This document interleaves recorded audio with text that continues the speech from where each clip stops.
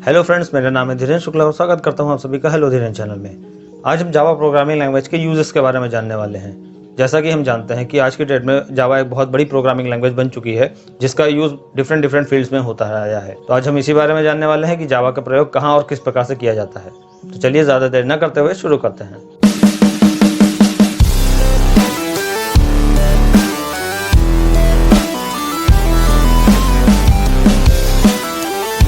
तो आपका समय बचाने के लिए मैं सभी यूजर्स को पहले बोर्ड पे लिख लेता हूं, उसके बाद आपको एक एक करके समझाना स्टार्ट करता हूं। तो आइए देखते हैं एंड समझते हैं। यूजेस ऑफ जावा में सबसे पहला यूज है कि different flavours of Java are available. Java programming language के विभिन्न प्रकार के फ्लेवर्स यानी विभिन्न प्रकार के वर्जन्स अवेलेबल है मार्केट में।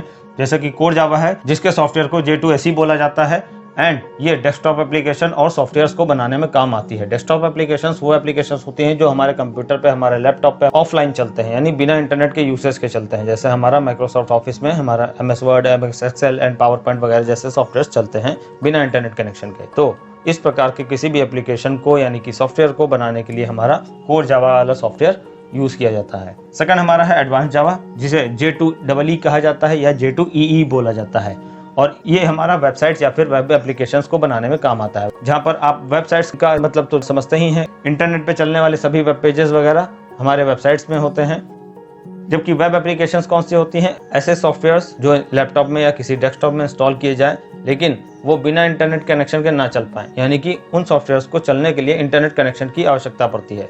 जैसे हमारा वेब व्हाट्सअप होता है, हमारी जो व्हाट्सअप की ऐप आती है डेस्कटॉप या फिर लैपटॉप पे इंस्टॉल करने के लिए, वो एक उदाहरण है वेब एप्लीकेशन का। इसी प्रकार से विभिन्न प्रकार की आज की डेट में वेब एप्लीकेशंस आती हैं जो इंटरनेट की सहायता से हमारे कंप्यूटर पे या फिर लैपटॉप पे चलती हैं। तो ऐसी किसी वेबसाइट या फिर वेब एप्लीकेशन को बनाने के लिए हमारा एडवांस जावा का सॉफ्टवेयर काम आता है। जबकि तीसरा हमारा है एंड्रॉइड जावा, जिसे J2ME कहा जाता है, जो सबसे ज्यादा मोबाइल एप्लीकेशंस को बनाने के लिए काम आता है। यहाँ मोबाइल एप्लीकेशन में सबसे ज्यादा एंड्रॉइड की जो एप्लीकेशंस होती हैं, आज की डेट में हम जो स्मार्टफोन्स चला रहे हैं, इनमें हमारा जो ऑपरेटिंग सिस्टम एंड्रॉइड का पड़ा होता है, एंड्रॉइड पे चलने वाली जितनी भी एप्लीकेशंस होती हैं या एप्स होती हैं, उन्हें हमारे एंड्रॉइड जावा के मोबाइल एप्लीकेशन वाले सॉफ्टवेयर से निर्मित किया जाता है, यानी निर्माण किया जाता है। नेक्स्ट हमारे जावा का यूज है web servers and application servers को बनाने में। वेब सर्वर्स कौन से होते हैं? जब भी हम ऑनलाइन कोई डेटा सर्च करते हैं, चाहे हम अपने स्मार्टफोन से करें, चाहे लैपटॉप से करें या डेस्कटॉप से करें, इंटरनेट पर सर्च की जाने वाली कोई भी चीज़ जो गूगल पर हम सर्च करते हैं या किसी भी सर्च इंजन पर सर्च करते हैं, तो सर्च करने के बाद जो हमारे पास रिजल्ट्स आते हैं, उन रिजल्ट्स में से किसी पर्टिकुलर एक रिजल्ट पे हम क्लिक करते हैं एंड क्लिक करने के बाद कोई पर्टिकुलर एक वेबसाइट खोली जाती है।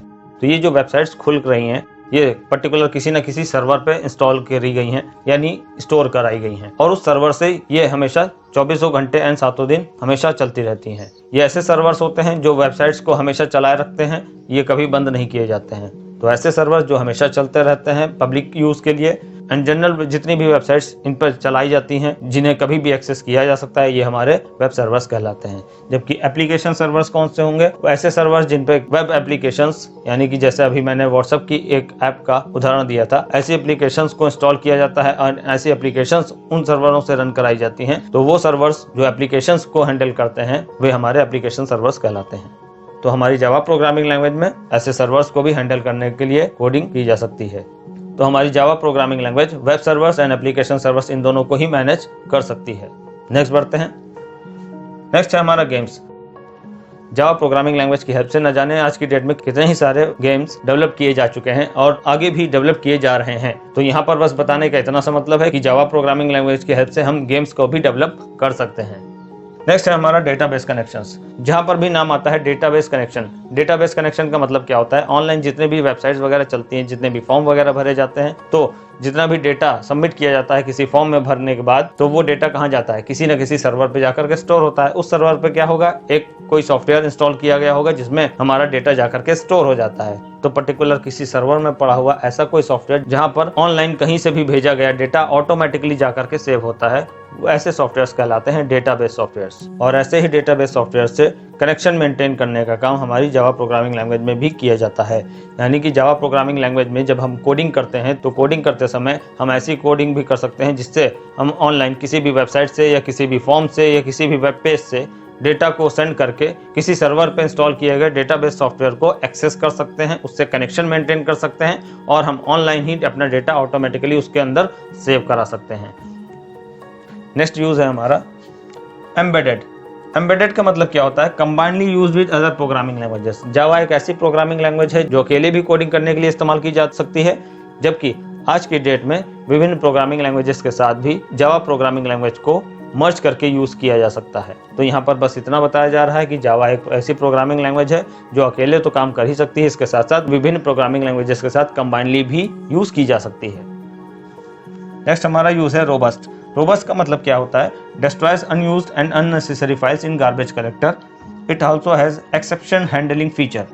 यहाँ पर यह बताया जा रहा है कि जावा एक ऐसी प्रोग्रामिंग लैंग्वेज है जिसमें जब हम कोडिंग करते हैं या फिर प्रोग्रामिंग करते हैं, तो जब हम अपने किसी भी काम के लिए कोई वेरिएबल लेते हैं या कोई मेमोरी ऑक्युपाई करते हैं या मेमोरी में कोई भी वैल्यू सेव कराते हैं, तो उस वैल्यू का या फिर उस वेरिएबल का यूज हो जाने के बाद हमारी जावा प्रोग्रामिंग लैंग्वेज में एक गार्बेज कलेक्टर प्रोग्राम होता है जो क्या करता है, जो यूज होने के बाद अनयूज जो डेटा बचा हुआ होता है, कोई वैल्यू या वेरिएबल जिसका यूज अब खत्म हो गया है, उसे ऑटोमेटिकली ये डिलीट कर देता है और हमारी मेमोरी को क्लीन रखता है।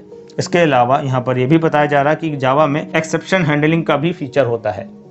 अभी एक्सेप्शन हैंडलिंग क्या होती है? जावा में प्रोग्रामिंग करते समय अगर हमें लगता है या फिर यूं कहें कि किसी सॉफ्टवेयर डेवलपर को कोडिंग करते समय जावा में अगर ऐसा लगता है कि इसी पर्टिकुलर कोड में कोई ऐसी वैल्यू यूजर दे सकता है जो एरर क्रिएट कर सकती है या हमारे कोड में सही वर्क नहीं कर सकती है, तो ऐसे कोड को जहां पर हमारी एरर आने के ज्यादा चांसेस होते हैं, तो एक सॉफ्टवेयर डेवलपर वहां पर अलग से ट्राई कैच का कोड आता है जिसे लगाने से हमारी कोई अगर आने वाली एरर के चांसेस होते हैं तो वो चांसेस एकदम खत्म हो जाते हैं। जो मैंने ये अभी आप लोगों को ट्राई एंड कैच का एक कोड बताया, ये ट्राई एंड कैच का जो एक्सेप्शन हैंडलिंग का कोड होता है, ये आने वाली एरर को पकड़ लेता है और उसकी जगह पर कोई ना कोई एरर मैसेज डिस्प्ले करा देता है, जो कि एक सॉफ्टवेयर डेवलपर पहले से डिसाइड करके रखता है कि उसे कौन सा मैसेज कब डिस्प्ले कराना है। मैं समझ सकता हूँ कि हो सकता है कि ये बात आपको अभी ना समझ में आ रही हो, लेकिन जैसे जैसे हम आगे बढ़ेंगे एंड जब हम इस ट्राई कैच के बारे में या एक्सेप्शनल हैंडलिंग के फीचर के बारे में पढ़ेंगे प्रोग्रामिंग लैंग्वेज में, तब आप सबको बहुत ही अच्छे से क्लियरली समझ में आ जाएगा कि ये क्या होता है और ये कैसे वर्क करता है। फिलहाल आप इतना जान लीजिए कि जावा में पहले से आने वाली एरर को डिटेक्ट कर लेना और डिटेक्ट करने के बाद उसकी जगह पर कोई एरर मैसेज डिस्प्ले कराने का एक फीचर अवेलेबल होता है या सुविधा अवेलेबल होती है, जिसे एक्सेप्शन हैंडलिंग कहा जाता है।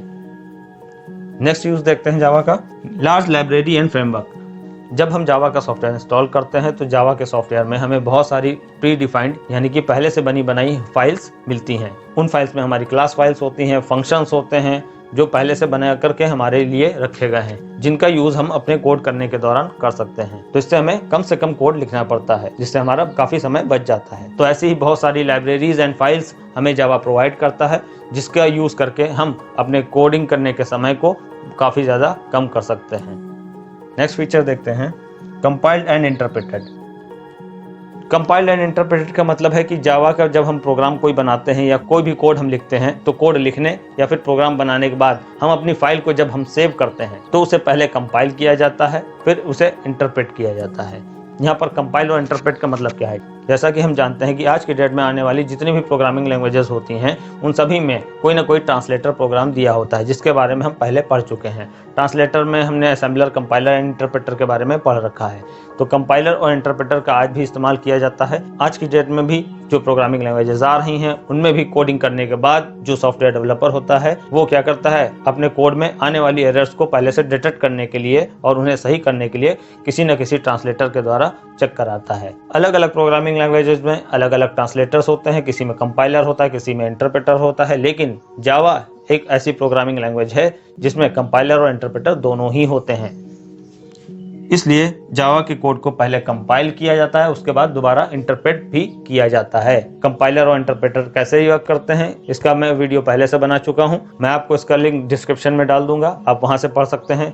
तो यहाँ पर ये कहा जा रहा है कि जावा के कोड को या जावा की फाइल को कंपाइल और इंटरप्रेट दोनों किया जाता है। दोनों ट्रांसलेटर प्रोग्राम्स हमारे जावा में अवेलेबल होते हैं एंड इसी वजह से 2 बार इसकी चेकिंग होती है और 2 बार चेकिंग होने की वजह से जावा को 2 स्टेज सिस्टम भी कहा जाता है। तो Java is called 2 stage system because क्यों, इसकी 2 कारण है। पहला, हमारे प्रोग्राम को पहले कंपाइल किया जाता है कंपाइलर के द्वारा, जिससे क्या होता है, एक बाइट कोड जनरेट होता है। बाइट कोड क्या होता है, हम जब अपने प्रोग्राम को लिखते हैं तो हम अपनी फाइल का एक्सटेंशन .java लगाते हैं और .java फाइल को ये कंपाइलर क्या करता है, .class फाइल में कन्वर्ट करता है और डॉट क्लास फाइल जब बन जाती है उसी डॉट क्लास फाइल को बाइट कोड कहा जाता है।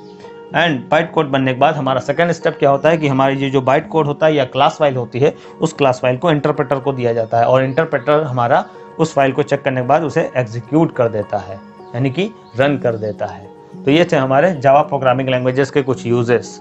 उम्मीद करता हूँ जितने भी यूजेस आपको मैंने जावा के बताए हैं वो सभी आपको बहुत अच्छे से क्लियर हो गए होंगे। अगर आप लोगों को अभी भी कुछ समझ में नहीं आया है या मन में किसी भी प्रकार का कोई क्वेश्चन है तो आप लोग कमेंट सेक्शन में कमेंट करके मुझे ज़रूर बताएं। मैं पूरी कोशिश करूँगा आपके सभी सवालों का जवाब देने की। वीडियो अगर पसंद आई हो तो लाइक एंड शेयर करना ना भूलें। चैनल पर नए हो तो चैनल को ज़रूर सब्सक्राइब करें। अपना ढेर सारा ख्याल रखिए। बहुत ही जल्द मिलते हैं नेक्स्ट वीडियो में। तब तक के लिए थैंक यू।